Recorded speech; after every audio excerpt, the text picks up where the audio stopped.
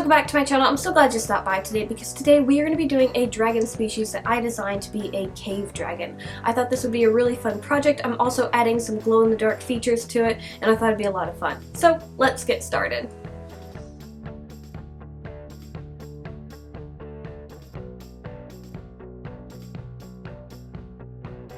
Okay guys, so my idea for this dragon was more of a cave-dwelling dragon, something that would be in the dark a lot, something that would need very large eyes, and we could even add like a glow-in-the-dark feature to it.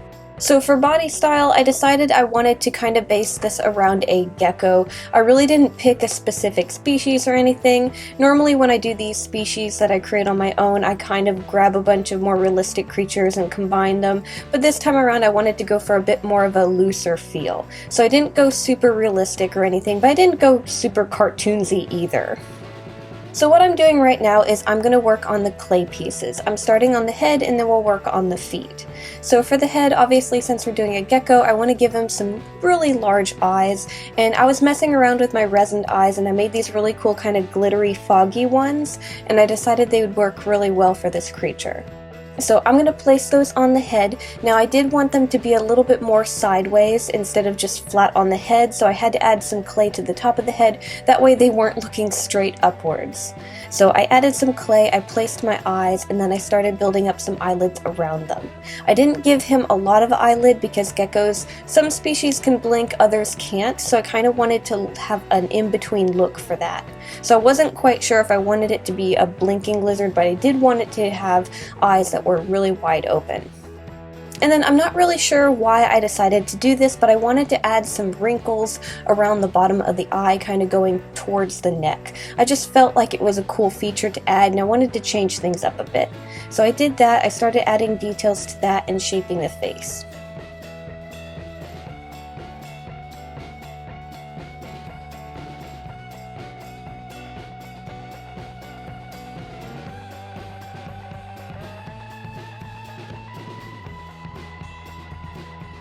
Now this is one of those rare creatures that I make the bottom lip stick out more than the top lip. So what I did was I laid out some teeth where I wanted those to go, and then I laid a strip of clay across the face where the bottom lip would be. So normally I make a top lip and I blend it upwards, but this time since it's the bottom lip, I'm going to blend it downwards. And for the mouth, I'm going for more kind of a smiley, kind of friendly look. If you wanted to, you could make it off-centered and have it maybe stick a tongue out on one side, but I wanted to have it symmetrical with this piece. And I wasn't quite sure if I wanted to even design a tongue for it. Now the bottom of his throat, I'm going to actually have sequence fabric along with his belly, so I decided to remove a lot of the clay and make a nice indent for adding that later.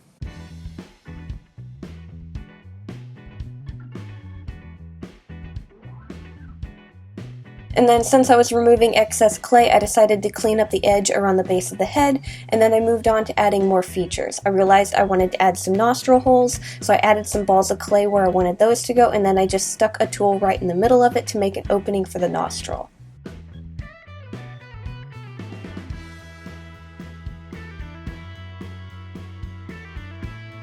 Along with that, I also added tiny little balls of clay here and there to make more defined scales, and then I pushed in some holes on the top of the head where I want to add some mushrooms. We're going to be making these later, and we're also going to be making them glow in the dark. I added a little bit more texture here and there, and then I put the head in the oven for roughly about 45 minutes at 275 Fahrenheit to bake it. While that's baking, we're going to start on the clay feet.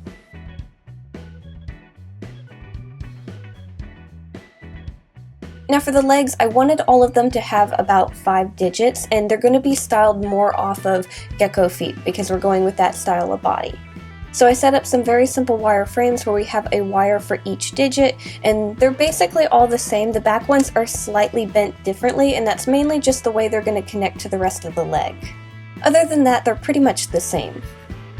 Now because these are going to be geckos, I really didn't want to add a claw effect. I'm going to have kind of an indent for it later, but because we're not adding a claw, I'm going to kind of round off the tips of each wire. So you've noticed I kind of bent them inwards, and what we're going to do is we're going to cover these with balls of clay to make the tips of the toes. Along with that, I covered up the area where we have all the wires combined. So I got that laid out. I decided to make the little indent where the toenail would be, and then I baked these for probably about 25 minutes at 275 Fahrenheit.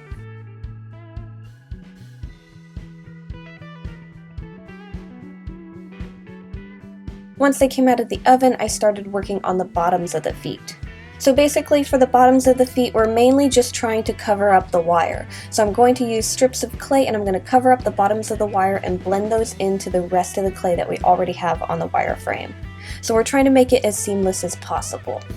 So I'm going to lay that out and get a good shape for the bottom of the foot and then add a little bit of texture here and there. After that, we're going to put this in the oven again for another pre-bake at 275 Fahrenheit for another 25 minutes. After it's done baking for the second time and it's cooled, we can start working on the tops of the feet and finishing them up. Now for the tops of the feet, I'm going to do these a little bit differently. They're still kind of the same. I'm just going to make the scaling kind of bend upwards a little bit. I want to make them look similar to how we added the wrinkles under the eyes, but I want to make them look a little bit more layered. So I'm basically just taking balls of clay. They're all the same size, except once we get to the base of the foot. So the toes, we're going to be layering these balls of clay and kind of pushing them on to make them kind of curl upwards. I'm going to cover all the toes, and then once I get to the base of the foot, I'm going to take larger pieces and start layering the tops of the foot. So I'm going to get everything completely covered. I'm going to clean up the edges where the feet are going to be connected to the body, and then we're going to put all of our feet in the oven for probably about another 45 minutes just to get everything baked at 275 Fahrenheit. So that's all of our clay work. We're going to let everything bake and cool, and then we can start on the painting. Now the coloring for this, I really didn't have much of a reason other than I really wanted to make it magenta. So I'm going to be using some pinks and purples and different things like that to do the coloring. So first things first, I need to primer with a basic color. So I took a basic color similar to what I want everything to look like, and I started going over all the clay pieces. With the face, I painted around the eyes, trying to not get so much paint on them. You can still kind of peel it off, but it is a little bit more of a pain than peeling it off of glass eyes. So I painted that up, I let it dry, and then once it was dried, I started covering this up with a lighter tone. So I started adding more lighter pinks and purples and stuff like that.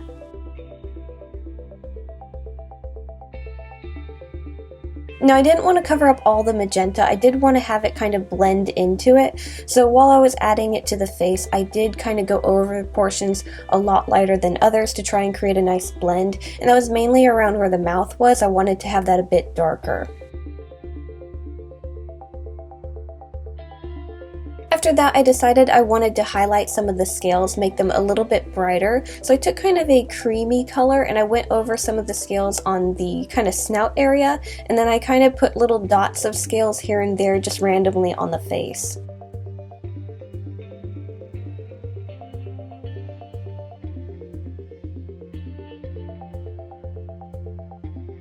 After that, I decided I was going to paint the teeth, and I'm just going to use a basic white. Now we're painting over a darker color, so I did have to do a few layers of this. I added more highlights around the eyes, and then I also added a shadow in the crease where the mouth was, just to kind of emphasize where it opens up.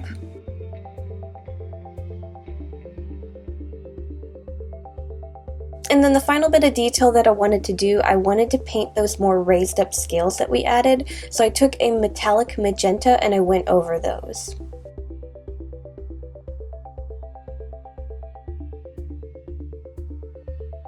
And then for the painting for the feet, I left it very simple. I primered them the same color that I did the head. I let that dry. I went over it with a lighter pink. And then for the tips of the toes, I made them a little bit more purple than pink.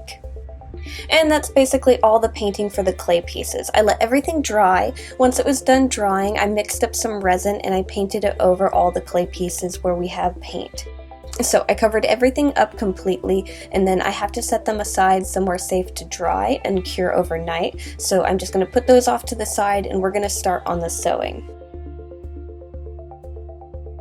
Okay, so this is the pattern that I came up with. I just sketched everything out and cut it out, and it's basically, like I said, going to be more of a gecko style. The only thing different is I did make the legs a little bit longer, that way he could stand up a bit more, because I didn't want him to be resting on his belly.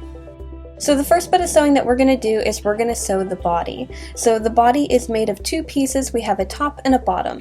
The top is just a basic plush fabric that I decided to hand dye, so I have some interesting colors and stuff. And then the belly is a reversible sequence that I really liked, and it has kind of a pearlescent to it. So basically we're going to sandwich these two layers together and we're going to hand sew down the sides. I'm going to hand sew mainly because the sequence is kind of hard to use with a sewing machine. And then the tail I wanted to have a darker color, so I just used a basic plush magenta fabric, and it also has a top and a bottom. So for this we're going to sandwich these two pieces together and use our sewing machine to sew around them.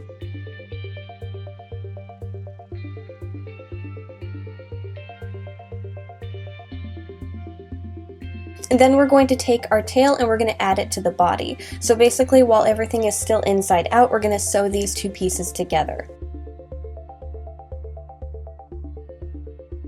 After that we can flip it right side out, and then we're going to stuff the tail ahead of time. The body has to wait for when we put everything together, but the tail needs to be done right now.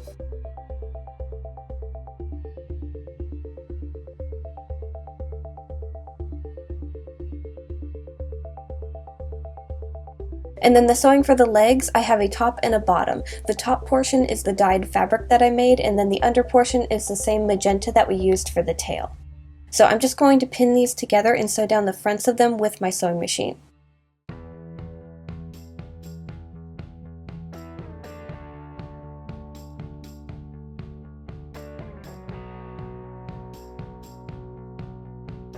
Now while doing this, I guess I got confused with the front legs because of the shape of them or something. I don't know what was going on, but I accidentally sewed the back of it. Now this is an easy fix, it's just a bit of a pain. Pretty much I just cut all the strings and I removed them, and then I re-sewed the front, making sure to do the front this time.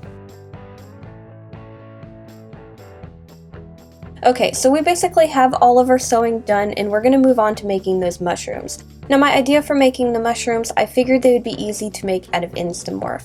So I'm basically just going to take some Instamorph, pour it in some hot water, get it all melted together, and kind of shape it into the heads of the mushrooms and the stems of the mushrooms. Now with the heads of the mushrooms, I wanted them to glow in the dark. So first thing I did was I tried to mix the glow in the dark paint into the Instamorph, which usually works just fine, but it didn't really glow as much as I wanted it to. So after we did all this, I did paint them, but I did try to mix it into the Instamorph, which is something you can do with paint. So I made a bunch of mushroom tops, all different sizes, and then I added stems to them. I let everything dry and harden, and then what we're going to do is we're going to add this to the body and the head.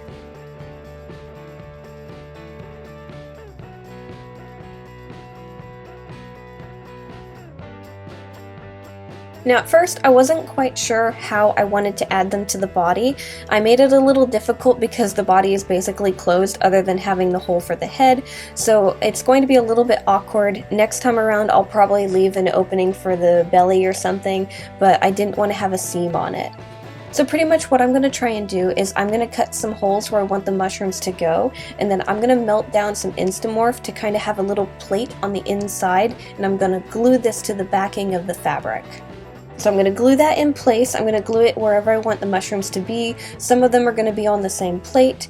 I'm going to let that dry, and basically what I'm going to do is I'm going to use my heat gun and I'm going to melt the ends of the mushroom stems and the Instamorph that is actually on the body. I'm going to melt that slightly, and I'm going to try and make them fuse together. Now this worked initially for a little bit, but a few of them while I was putting the body together did fall off. So after I put everything together, which we'll get to, I did end up going over everything with resin, which helped lock everything into place. So the Instamorph is fused together, but I did go over it with resin to lock everything into place. So it soaks into the fabric around the stem and just kind of make sure it's nice in there. So I added my mushrooms to the body, and then I also added them to the top of the head in those little holes that I had. Now we can start putting our creature together. So I have a very simple wire frame, and what I'm going to do is I'm going to insert it into the body.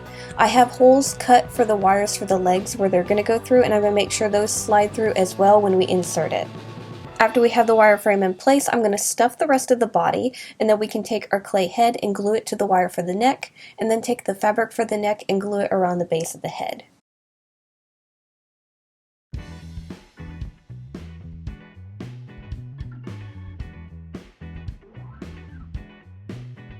So once we have the body put together and everything's dried, we're going to start adding some detail to it. So basically what we're going to do is we're going to add some sequins to the throat to make it kind of stick out a little bit. So I've cut some sequins to fit. I'm going to sew these two pieces together and then I'm going to glue it to the under portion of the jaw. We're going to stuff it slightly so it holds its shape and then we're going to glue it shut.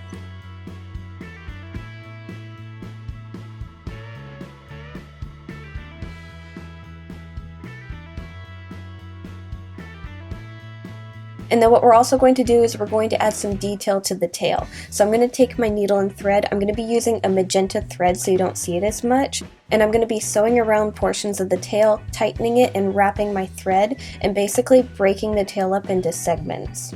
So I'm going to be doing this down the whole length of the tail at equal amounts. So I'm going to make sure all of the portions are spaced evenly. So I'm going to take the fabric for the legs and start sewing those into place. I'm going to sew the under portion of the leg under the wire and then the top portion of the leg over the wire, just kind of encircling that wire, that way it's inside of our leg. And then we're going to take our clay legs and we're going to use the wires that are sticking out of them and we're going to wrap those onto the wires for the legs. So we're going to get those into place and then we're going to take the fabric for the legs and start gluing them around the bases of the feet.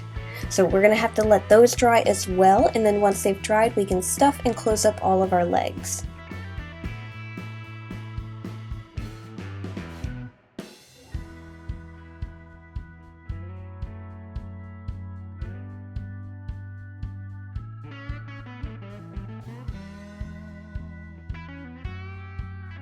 And then after we have the body all put together, I'm going to add a little bit more detail to the backing of it.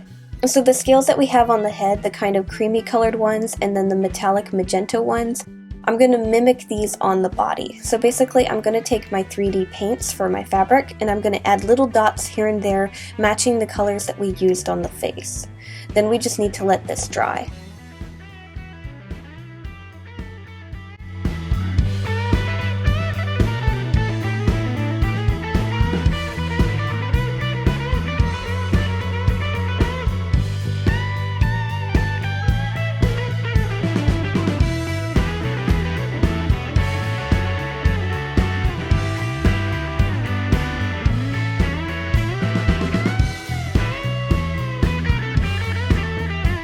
Okay guys, and that's how I made a cave dragon. I had so much fun making his mushrooms and things like that. They were a little experimental and I think I might want to change them up just a little bit next time if I make more for my shop, but they still look really good and they're actually very sturdy on him. So I'm going to have him along with a bunch of other creatures in my Etsy shop, so check the links down below if you want to buy anything. Thank you guys so much for watching. Make sure to like, subscribe, do all that fun stuff, and I'll see you guys next time.